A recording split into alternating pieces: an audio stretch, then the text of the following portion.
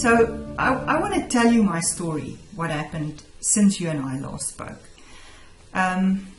Shortly after you and I spoke, the neighbor behind me got a new router. Now, she did have one previously, but it never reached the home, our home. So it never bothered me. And then she got a new package, uncapped and the whole lot.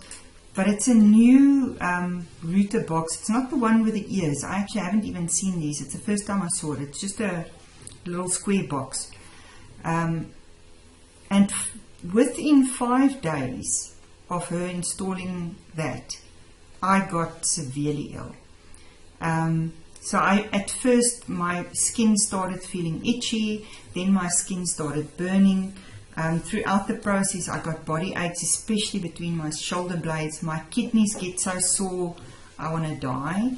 I told you in one of our previous recordings that in the old days my earlobes used to burn. It's the first time my earlobes goes to fire.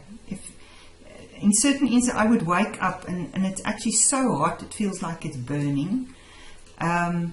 But the worst effect is on my, well, it's not sleeping, having severe insomnia, and then my head feels very funny, and it's brain fog, it's feeling disoriented. I at times even get nauseous, and then another very bad one is, but a very common symptom is pain on the chest. So, you know, you'll get the severe pain in the center of your chest. And that's what I've been experiencing since she got a router. But then, just to make it a little bit worse, a couple of the other neighbors, all quite far away, on average 100 to 150 meters away from us, you know, you just see routers popping up. So I never actually activate my Wi-Fi settings because I knew this was a Wi-Fi free environment. But now I do it to check if what my body is feeling, because I'm feeling stuff. And so the neighbor at the back also got one, and now I'm in the middle, and the ones on the right hand side also, there's a couple popping up every now and again, even though they're very, very far from us. They easily 200 meters away, but we still pick them up. So there's definitely, the router strengths are improving significantly with the new routers. So when this started happening, and this is what I want to share with our listeners today, the practical implications of this if you've got electro hypersensitivity. Now, first of all, I couldn't sleep. So I literally, in the 6 weeks now, if I sleep 2 hours consecutively a night, that's very long. I just don't sleep. Last night, I had a better night. Our neighbor at the back, because I reach out to my neighbors and I actually try and educate them. I send them our videos. I asked them if they would be kind enough to switch their routers off at night. And last night my neighbor at the back switched his router off, and I was actually able to sleep last night. So last night was a really good one. But it's so severe. My office, to make this practical, I'm sitting in my office now. I had to move my office around based on where the Wi-Fi's are on.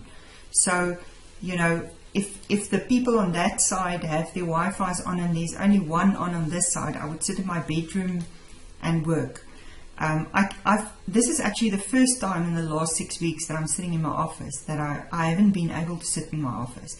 Or I would go outside at the back of the house and go and sit under a tree with a little table there. At least it's a lovely environment and you can hear the birds singing. But that's what I've had to do over the last 6 weeks. I need to move my office around. But to make it a bit worse, because I couldn't sleep in my bedroom, because that's the one area that is exposed now 24/7, we've got a trailer on the one side of the property which we actually put up over December for family, because we just had too many family members visiting, and we put the trailer, it's a camping trailer, up, and we never took it down because it's so convenient. And we thought, you know, if we've got overflow visitors, we can use it. So I've been using that to sleep in as an alternative. And right on the other side of the property, and this property is big, I've pitched a tent in the back of that corner, and depending where the Wi-Fi's are, I move around. And I try and sleep where I can, where there's least Wi-Fi, because there's now, for some reason, all of a sudden, there's always Wi-Fi. So my husband he's got a very nice Volkswagen Caddy that's big, and we've got a mattress. We've got it set up for camping. So he would even, he leaves the mattress in the back of the Caddy now. Just before this meeting, to make it practical, I drove down, because we're on a game farm, and I drove into the bushes where there's nobody and no Wi-Fi and no cell phones, and I actually just spent an hour there relaxing, preparing for the session. Because today was quite a heavy exposure during the day. But that's the practical reality. This is really not easy. And you said that you even contemplate of moving. No, not contemplate. We're moving. We don't have a choice. I see. Wow. No, that's a big step. No, we don't have a choice, because I won't last. Including in Sweden, that has had to move or are going to move because, as you say, their health is quickly deteriorating, maybe because of a number of base stations from cell phone radiation or Wi-Fi routers or whatever it is.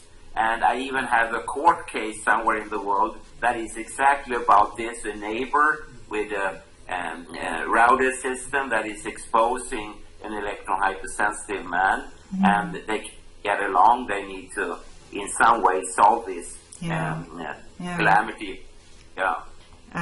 It's difficult for people to understand this unless they expose themselves. And just prior to this meeting, I spoke to a close friend of mine that's a biological dentist, and she also suffers from EHS. And she said to me, when you speak to Prof, ask him, how do we deal with the emotional load? She says it's one thing, you get these physical attacks to your body, but then people think you're nuts. They think you're crazy. They think you come from another planet. Your family don't believe you. They think you off the charts. So I could just quickly say that on a percentage basis, and I haven't met everyone that are electron hypersensitive, of course not, but I've met many thousands and thousands of electron hypersensitive people, and they are surprisingly sane, and especially if you compare to any sample from the normal population, you would find more, should we say, insane people or people with mental disturbances and aberrations and so on. So electron hypersensitive people are surprisingly sane, and they are also very well educated, and they understand, and many of them are also maybe too humble in a sense. They accept and get along with their neighbors, for instance, and sometimes maybe there should be a harsher discussion, I don't know.